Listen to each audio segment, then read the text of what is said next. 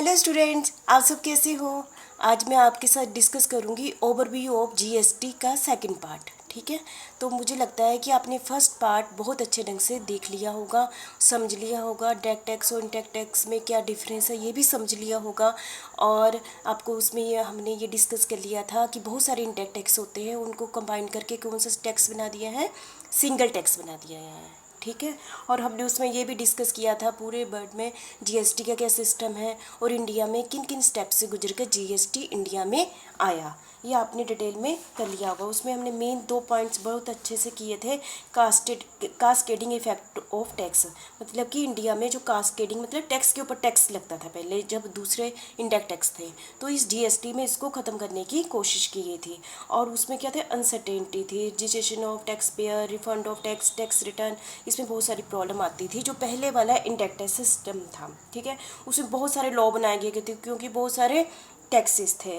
ठीक है, उसमें पहले वाले इंडायरेक्ट टैक्स में क्या था, ट्रांसपेरेंसी नहीं थी, अकाउंटेबिलिटी नहीं थी, और बहुत सारे प्रोविज़न थे, यूनिफॉर्मिटी नहीं थी। ठीक है, तो ये सारे उसके बिग पॉइंट थे, कॉम्प्लेक्स था। ठीक है, तो करप्शन ज़्यादा होती थी जो पहले वाले इंडायरेक्ट टैक्स में। तभी तो केलकर कमेटी ने सबसे पहले ये पॉइंट रखा था कि इंडिया में कौन सा लेकर आ जाए, जीएसटी आ जाए, क्योंकि वर्ल्ड में भी मैक्सिमम कंट्री ये वाला सिस्टम अपना रही थी। चलो आज भी हम जीएसटी के कुछ बेसिक ही फीचर्स के बारे में डिस्कस करेंगे। ठीक है, तो सबसे पहले है टैक्सेबल इवेंट अंडर जीएसटी। ठीक है, तो जैसे कि आप सभी को पता ही है, टैक्स के जीएसटी किस पर लगता है, गुड्स एंड सर्विस पर लगता है। किस पर लगता है, और हम गुड्स एंड सर्विस को एक ही कैटेगरी में मानते हैं। ऐसा नहीं है गुड्स के लिए अलग रूल है और इसके लिए सर्विसेज के लिए अलग रूल है। सप्लाई ऑफ गुड्स मतलब supply of goods, supply of services, supply of goods and services, तो इन तीनों को मिला के हम सप्लाई को ही कंसिडर करते हैं जीएसटी में।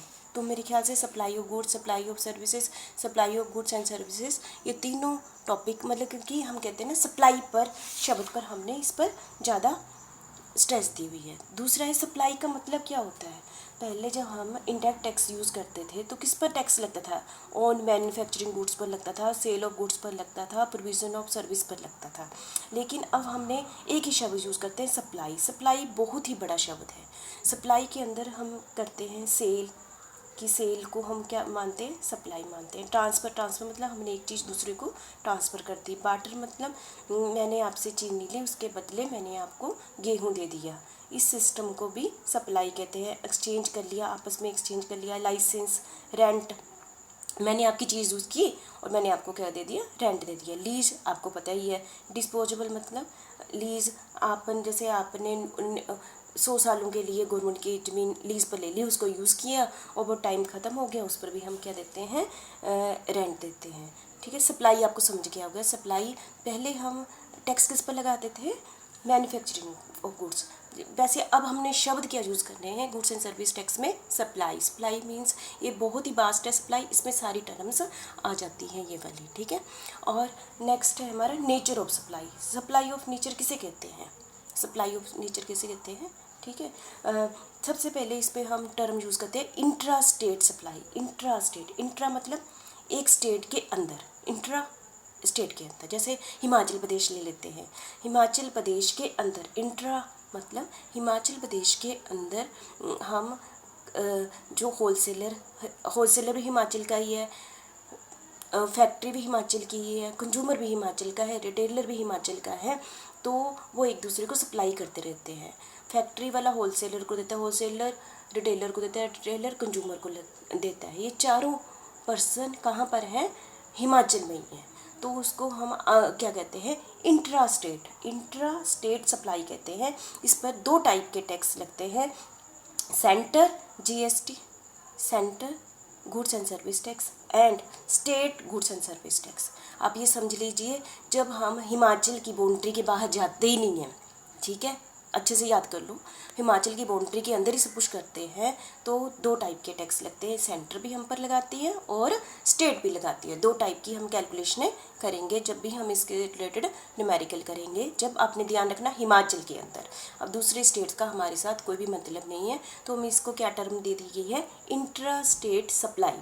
ठीक है, और inter state supply mean, inter मतलब 2, इंटर मतलब दो, जैसे कि हमारे साथ पंजाब पड़ता है, हरियाणा पड़ता है, यहाँ से सामान आता है, चाहे वो फैक्ट्री वाला हो, मैन्युफैक्चर वाला हो, होलसेलर हो, रिटेलर हो और कंज्यूमर हो। इन चारों पार्टियों में से कोई भी एक पार्टी दूसरी स्टेट से है, बाकी स्टेट से है, पंजाब से है, हिमाचल में कंज्यूमर बैठा है, या हिमाचल में होलसेलर बैठा है और कंज्यूमर कहाँ बैठा है, पंजाब में बैठा है। तो ये जब दो स्टेट के बीच में जो गुड्स या सर्विसेज बॉर्डर क्रॉस करके जाती है, ऐसा समझ लो, बॉर्डर क्रॉस करके जाती है, तो उसको हम क्या कहते हैं, इंटर स्टेट सप्लाई। वहाँ पर एक ही टैक्स लगता है, वो क्या है, IGST, समझ गए, inter GST, goods and service tax. तो जो आपने समझ लिया, हिमाचल में ही रहेंगे सब कुछ, तो दो टाइप का, सेंटर एंड स्टेट GST। और यदि हम दो स्टेट पंजाब को भी ऐड कर लेते हैं दूसरी स्टेट के साथ, हम 4% ले लेते हैं ना, जैसे मैन्युफैक्चर ले लिया, होलसेलर, इन चारों में से एक कहाँ है, दूसरी स्टेट में है, एक ही स्टेट में नहीं है, चारों बैठे हुए हैं, तब हम वो कौन सी सप्लाई हुई, इंटर स्टेट सप्लाई हुई। इसके लिए एक ही टैक्स लगेगा, IGST, ठीक है।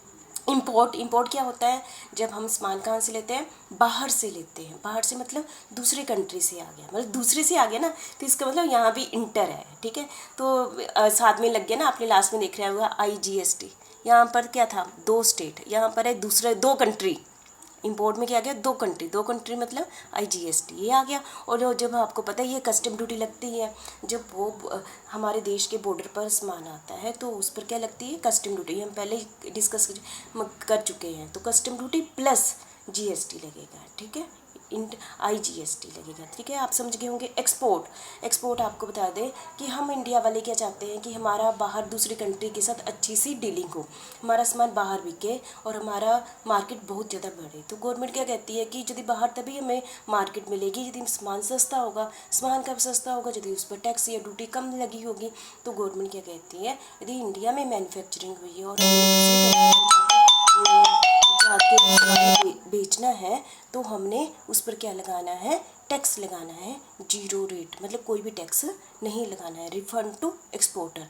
यदि हमने बाई चांस होलसेलर ने या मैन्युफैक्चरर ने या रिटेलर ने टैक्स काट लिया है तो इनपुट टैक्स क्रेडिट हम ले लेंगे और जो एक्सपोर्ट वापस करना पड़ेगा, सारा का सारा 0 रेट, लगेगा, कोई भी टैक्स नहीं लगेगा। Based on the principle of destination, ये सारा सिस्टम किस पर बेस्ड है, प्रिंसिपल ऑफ डेस्टिनेशन। इसका मतलब है टैक्स लगेगा यदि इंडिया में उन चीज़ों को, गुड्स एंड सर्विसेज को क्या कर लिया, कंज्यूम कर लिया। जब इंडिया के अंदर उस गुड्स एंड सर्विसेज को क्या कर लिया, खा लिया, मतलब तब टैक्स लगेगा। यदि इंडिया के बाहर चला गया मतलब एक्सपोर्ट हो गया, तब टैक्स नहीं लगेगा। ये कौन सी प्रिंसिपल, डेस्टिनेशन, हमारा डेस्टिनेशन के बीच में इंडिया की बाउंड्री के अंदर ही वो चीज़ें चाहे दूसरी स्टेट में या अपनी स्टेट में कंज्यूम हो जाती हैं तो उस पर टैक्स लगेगा। यदि इंपोर्ट होगा, इंपोर्ट मतलब दूसरे कंट्री से आया है, तब भी टैक्स लगेगा, बेस्टिंग कस्टम ड्यूटी प्लस IGST लगेगा। यदि हम दूसरे कंट्री में बाहर बेच देते हैं तब टैक्स नहीं लगेगा, ठीक है, इतना समझ गए, based on the principle of destination. Next dual GST। India में कौन सा टैक्स लगता है, इंट्रा स्टेट सप्लाई दो टाइप का लगता है, सेंटर भी आ गया स्टेट भी आ गया, तो दो टाइप का टैक्स लगता है। जैसे हमने पीछे भी डिस्कस किया था, कुछ कंट्री में डबल लगता है, तो इंडिया में भी कौन सा GST लगता है, डबल लगता है, intra state.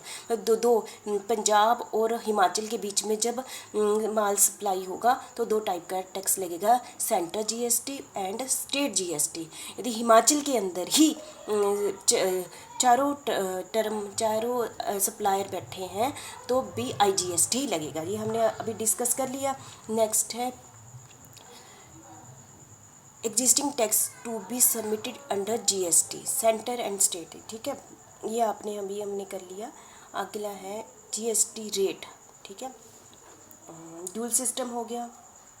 Treatment of export हमने पहले डिस्कस कर लिया। ट्रीटमेंट ऑफ एक्सपोर्ट क्या होता है, जब हम इंडिया के बाहर सामान बेचते हैं, गवर्नमेंट चाहती है कि हमारी मार्केट दूसरे स्टेट में हो तो हम उस पर कोई भी टैक्स नहीं लगाएंगे। और ट्रीटमेंट ऑफ इंपोर्ट भी आपको पता चल गया। इंपोर्ट मतलब हम जब दूसरे कंट्री से सामान अपने इंडिया में लेकर आते हैं तब क्या हो गया, तो हम उस पर क्या लगाते हैं, बेसिक कस्टम ड्यूटी लगाते हैं और IGST लगाते हैं, ठीक है।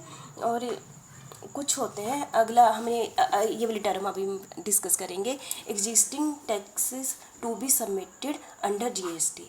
जैसा कि मैंने आपको पिछले लेक्चर में कहा था कि हमारे पास बहुत सारे इंडायरेक्ट टैक्स थे, इन सभी की कॉम्प्लेक्सिबिलिटी को दूर करने के लिए एक टैक्स बना दिया। वो क्या बना दिया? जीएसटी।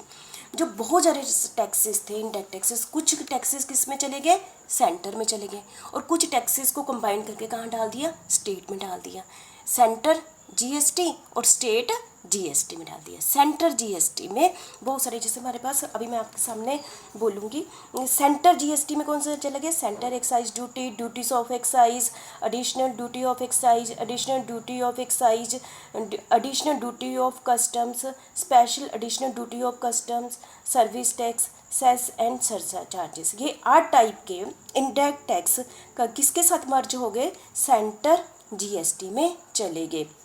और स्टेट में कौन से चले गए? State VAT, centre sale tax, purchase tax, luxury tax, anti tax, entertainment tax, tax on advertisement, tax on lottery, betting, gambling and state cess and surcharges. तो आपने सभी देखा होगा कितने सारे इंडायरेक्ट टैक्स थे, है ना। तो ये स्टेट में, स्टेट जीएसटी में चले गए, और काफ़ी सारे 8 कहाँ चले गए? सेंटर जीएसटी में चले गए। तो आप देख रहे होंगे कि पहले हमारे इंडिया में इतने सारे इंडेक्स, अब हम एक ही शब्द बोलेंगे, GST. Centre GST, state GST, IGST, ठीक है, 3 ही शब्द हम बोल रहे हैं। पहले तो इतने सारे थे, मैंने अभी आपके सामने 20 के करीब नाम ले दिए, ठीक है। इन सभी को मर्ज करके 3 टर्म्स यूज़ कर लिए, और ओवरऑल टर्म क्या यूज़ की? जीएसटी, ठीक है। और जीएसटी रेट, ठीक है। जीएसटी रेट क्या होता है कि कितना रेट लगेगा? जैसे हमने कहा था पिछली बार में डिस्कस किया था, जीएसटी पूरे वर्ल्ड में कहाँ से क्या स्लैब्स है? 15% टू 20%, इसके बीच में जीएसटी लगेगा।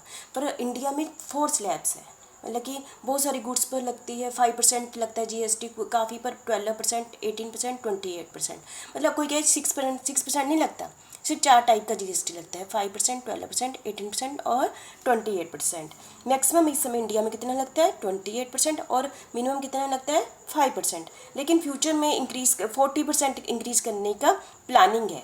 लेकिन अभी कितने लगते हैं? 4 स्लैब्स है, 5%, 12%, 18% एंड 20%। और नेक्स्ट है सप्लाई ऑफ अल्कोहल लिकर, मतलब कि नो जीएसटी। आप सबसे पहले हैरान होंगे कि गवर्नमेंट ने इसको टॉपिक को छोड़ ही दिया जीएसटी में, अल्कोहल लिकर। क्योंकि मैं बता दूं, क्योंकि गवर्नमेंट का एक स्टेट गवर्नमेंट के सबसे मेजर इनकम सोर्स क्या होता है? लिकर होता है, जैसे शराब होती है। तो इस पर जो टैक्स लगता है स्टेट पर डिपेंड करता है कितना टैक्स लगाना है ना। बहुत ज़्यादा टैक्स लगाती हैं ताकि लिकर, और मेन इनकम सोर्स यही है। तो इसके लिए बहुत सारी स्टेट इस पर मानी नहीं थी जब जीएसटी पर डिस्कशन हुई थी। तो इसी क्योंकि उनका मेन इनकम ये था, यदि जीएसटी में चला जाएगा तो सेंटर के साथ शेयर करना पड़ेगा, तो स्टेट इसको अपने पास रखना चाहती थी, ठीक है, अल्कोहल लिकर पर। तो इसलिए इस पर जीएसटी के दायरे में इसको बाहर रखा गया। तो इसको, इससे रिलेटेड रूल्स रेगुलेशन और जो टैक्स है वो कौन डिसाइड करता है? स्टेट गवर्नमेंट डिसाइड करती है। जैसा ये पहले था अभी भी ये वैसा ही है, इसको जीएसटी के अंदर नहीं लाया गया है अल्कोहलिक लिकर को, ठीक है। और दूसरी आपको ये आपका ऑब्जेक्टिव टाइप क्वेश्चन बन जाता है फ्यूचर में, आपने इसको ध्यान में रखना है। Items temporary out of GST, कुछ आइटम को हम टेम्परेरी जीएसटी में नहीं है, ठीक है। जैसे ये सेंटर ने अपने पास रखी हुई है, कौन सी है? Petroleum, high speed diesel, motor spirit, natural gas, supply of electricity, ये सारी इसके अभी हमारे पास नहीं है, जीएसटी के अंदर नहीं है, सेंटर जीएसटी। और नेक्स्ट हमारी है centre excise duty, centre excise duty, ठीक है जी। इस पर 2 टाइप के लगते हैं, एक तो टबैको एंड टबैको प्रोडक्ट्स, मतलब कि जीएसटी का पार्ट है। इसमें centre have the power to levy centre excise duty on this product, मतलब कि इस पर कौन लगाता है? सेंटर क्या लगाती है? टबैको पर सेंटर एक्साइज ड्यूटी भी लगाती है और जीएसटी भी लगाती है। इसमें 3 लास्ट के पॉइंट में आपको बहुत ही इंटरेस्टिंग पॉइंट था कि शराब पर जीएसटी के अंदर नहीं रखा गया है स्टेट गवर्नमेंट ने, क्योंकि उसको सबसे ज़्यादा प्रॉफिट होता है इसलिए अपने पास रखा हुआ है। टेम्परेरी भी जीएसटी के अंदर ये आइटम्स नहीं रखी हुई है, क्योंकि इसमें बहुत ही पब्लिक इंटरेस्ट होता है, पेट्रोलियम, नेचुरल गैस, ठीक है, इनको भी नहीं रखा हुआ है। जो सेंट्रल एक्साइज ड्यूटी टबैको पर लगती है और जीएसटी पर भी लगती है, ठीक है। तो काफ़ी पॉइंट्स आपको समझ आ गए होंगे, और थैंक यू। अभी हमने 12 पॉइंट्स ही डिस्कस किए हैं मेनली, कि जीएसटी किसे कहते हैं, जीएसटी की फीचर्स क्या है। इसमें सबसे ज़्यादा इंपॉर्टेंस किसको दी है, सप्लाई। सप्लाई में क्या आती है, ट्रांसफ़र, बार्टर, एक्सचेंज, लाइसेंस।